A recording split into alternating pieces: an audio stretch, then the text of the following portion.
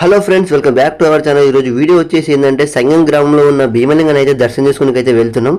మా ఫ్యామిలీతో పాటు అయితే వెళ్తున్నాం. అక్కడ వెళ్ళిన తర్వాత వీడియో ఇప్పిస్తా, చూసేయండి. Let's go.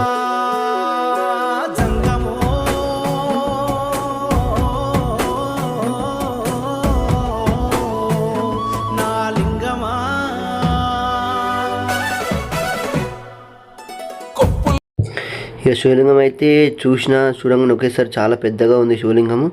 ఇక మేమైతే మా అందరం ఫ్యామిలీతో అయితే మేము అందరం వచ్చినాం. ఇక వచ్చిన తర్వాత మేమందరం శివలింగానికి అయితే గంగాభిషేకం అయితే చేసినాం. ఇక్కడ గంగతోని అభిషేకం అయితే చేయొచ్చు.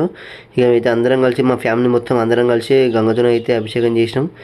ఇక గంగనైతే ఇక్కడ నీళ్ళు వాటర్ పోసి పెడతారు, అక్కడ డ్రమ్లలో నింపి పెడతారు.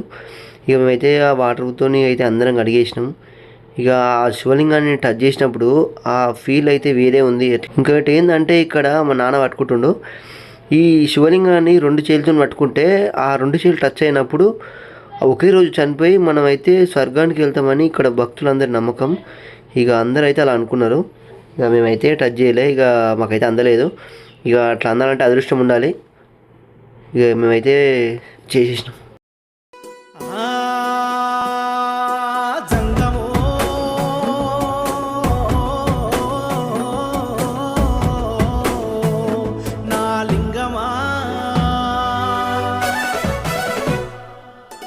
ఎందెందు చూసిన అందందు నువ్వట అండపిండ బ్రహ్మాండ.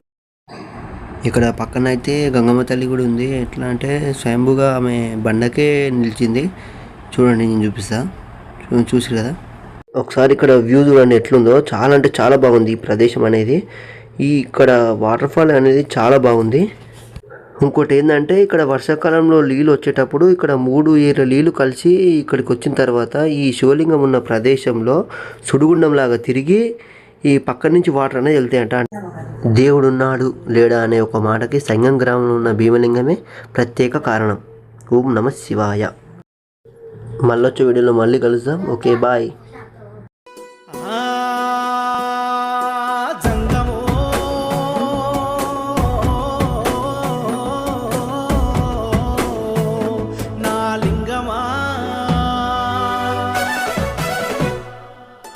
ఎందెందు చూసిన అందందు నువ్వట అండపిండ బ్రహ్మాండమే నీదట. ఆది అంతాలకు ఆద్యుడు నువ్వట.